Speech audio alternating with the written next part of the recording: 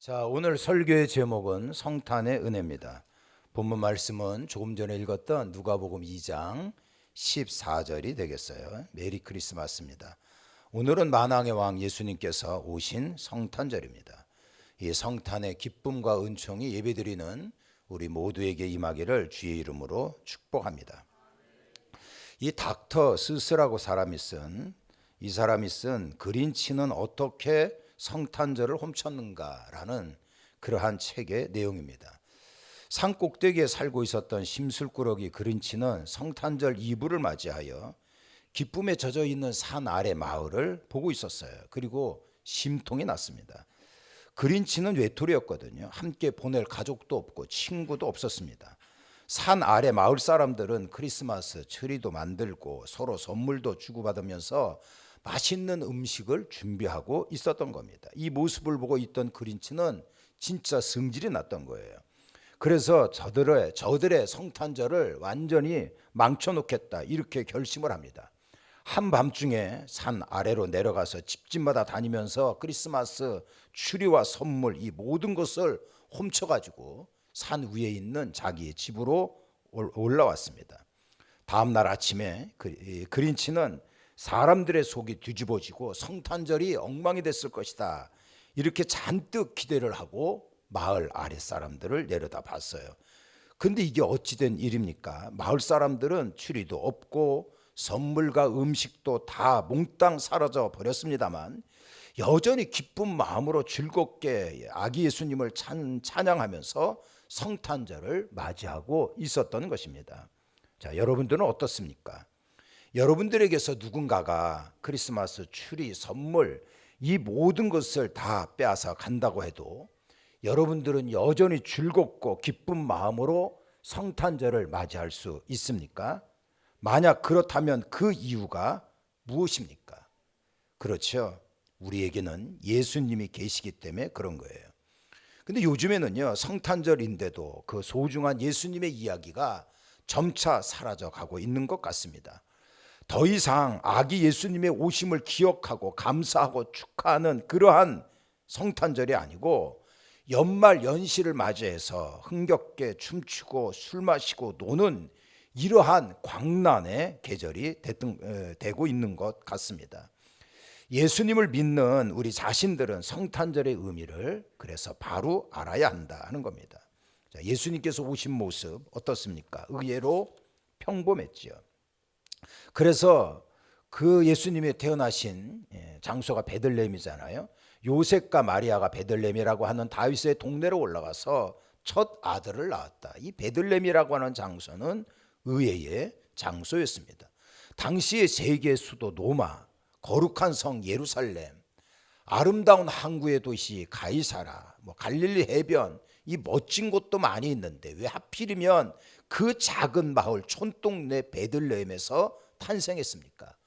오죽하면 미가 선지자, 이 미가 선지자는 예수님 태어나시기 주전 약 700년경에 활동했던 하나님의 선지자인데 이 사람이 이렇게 얘기했거든요. 베들레헴 에브라다야, 너는 유다 족속 중에서 작을지라도, 작다고 표현하고 있거든요. 로마의 변방 식민지였던 그 이스라엘 중에서도 작고 가난한 마을을 택하신 이것이 의회 아닙니까? 그 베들레헴에서 잘 사는 동네가 아니고요, 마국간 이러한 구유에서 예수님께서 태어나신 거죠. 의외의 장소입니다.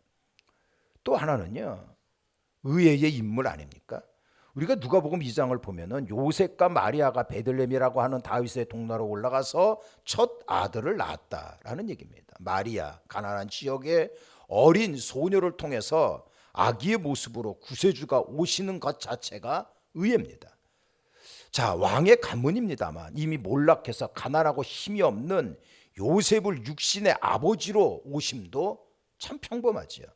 그렇지만 이러한 의외의 인물, 의외의 장소, 너무나 평범한 그러한 일들입니다만 여기에는 놀라운 하나님의 섭리가 있고 놀라운 하나님의 구원의 손길과 진리가 있다는 것입니다. 그래서 천사가 이야기하기를 뭐라고 얘기했냐면 누가복음 2장 11절로부터 12절에 보면 너희를 위하여 구주가 나셨으니 너희가 가서 강보에 쌓여 있는 구유에 누워 있는 아기를 보게 될 것이다 라는 말씀입니다.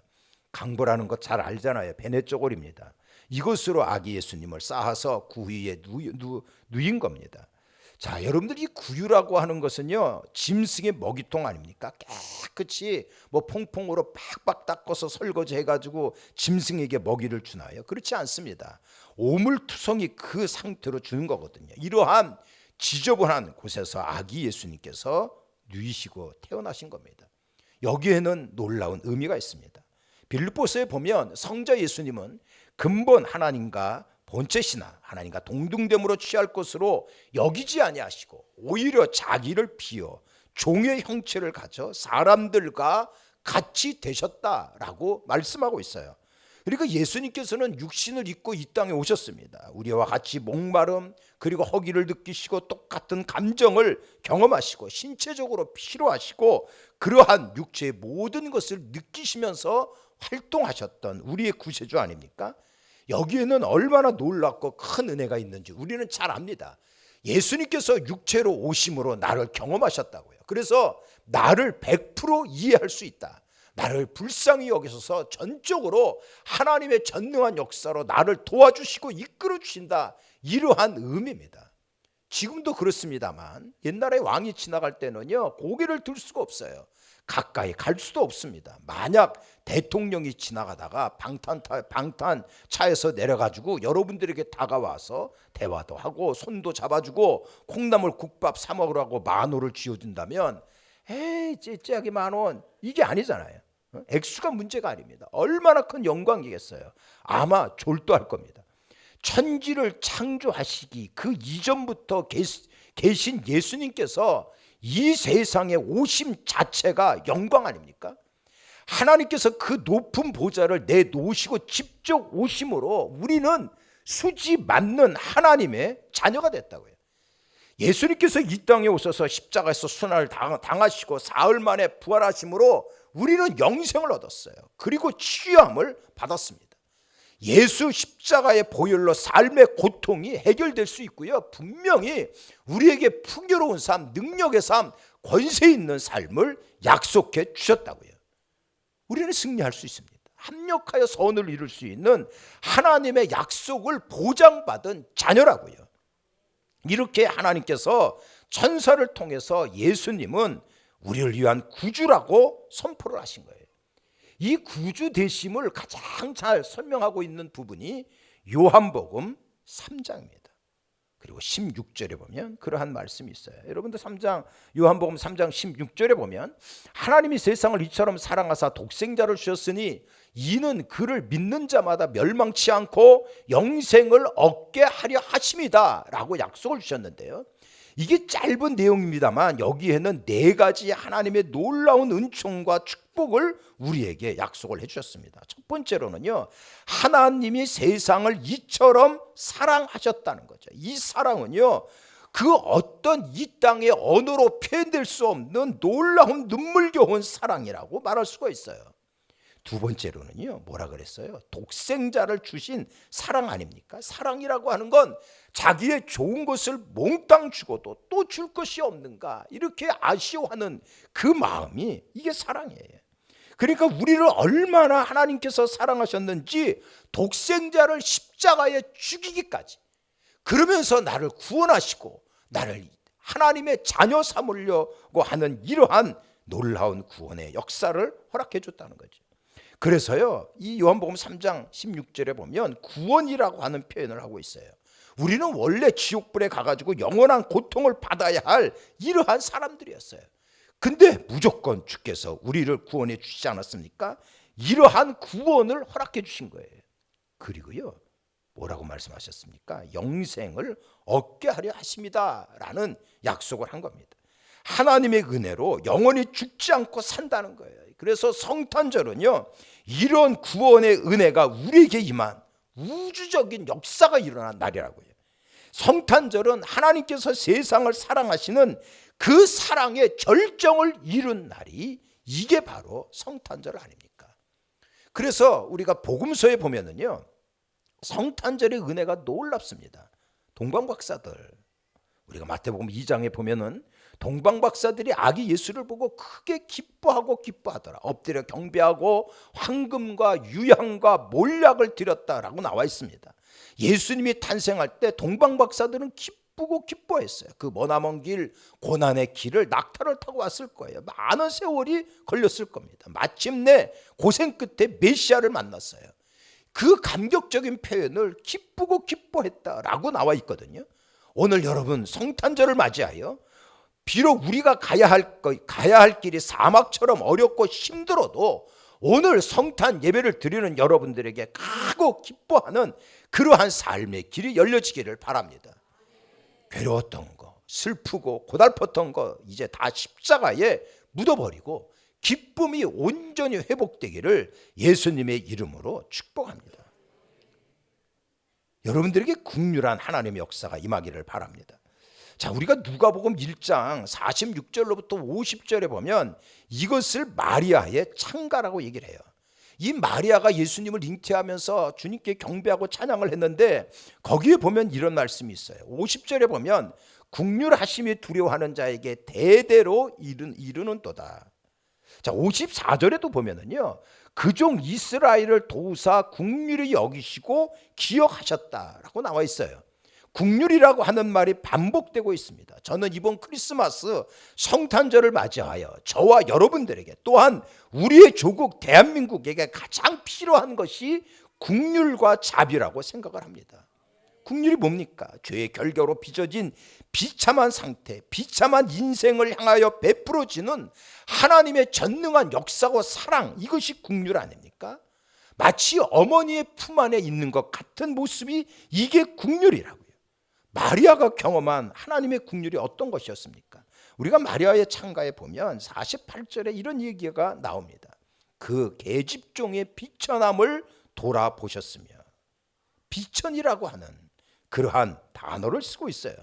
여러분, 이 비천이라고 하는 것은 아주 낮은 신분, 낮은 상태를 의미하는 그러한 단어입니다. 열등감이 배어있는 그러한 말이라고요. 아기 예수의 잉태로 외로워했고 두려워했고 아파하면서도 어쩔 줄 몰라 하는 이 어린 소녀, 외로운 소녀 마리아의 비참한 처참함 그리고 열등감, 이것을 하나님께서 헤아려 주셨다는 것이 비천함을 돌아보셨다라고 하는 말씀 아닙니까? 오늘 여러분들이 겪고 있는 비참한 일이 뭡니까? 열등감이 무엇입니까? 행여나 생존 경쟁 그리고 무한 경쟁 시대 속에서 끊임없이 이웃을 바라보면서 내가 느껴야 하는 나의 열등감이 무엇입니까? 나만이 가지고 있는 나의 외로움과 나의 두려움, 그것이 무엇입니까? 마리아가 외쳤듯이 이번 크리스마스를 맞이하여 여러분들이 갖고 있는 그러한 열등감 그리고 비천함이 회복되어지는 하나님의 긍휼과 자비하심으로 온전히 치유되기를 주의 이름으로 축원합니다. 이 마리아의 창가에 보면은 이스라엘 민족에게 하나님께서 긍휼한 모습을 보여주셨어요. 그래서 이스라엘을 도우사 긍휼히 여기시고 기억하셨다라는 거죠. 마리아가 예수님을 잉태한 그 시점에 이스라엘 민족의 현실은 어땠습니까? 로마 식민지로서 노예 생활하고 있었던 그런 상태 아닙니까? 이스라엘 역사는요, 참 어려운 그러한 역사를 갖고 있어요. 이스라엘 이집트에 끌려가서 노예 생활을 무려 400년 동안 했습니다. 저 북방에 있는 아수르에 끌려가 가지고 노예 생활을 하고 나라가 망한 적도 있었어요. 남쪽에 있는 바벨론에 끌려가 가지고 70년 동안 징글맞은 노예 생활을 했다고요. 이와 같이 이스라엘 민족은요, 끊임없이 주변 강대국에 의해서 부서지고 끌려가고 짓밟히는 이러한 처참한 역사를 갖고 있었던 나라였어요. 예수님 당시 그 시점에도 아직도 이스라엘은 로마의 식민지였어요.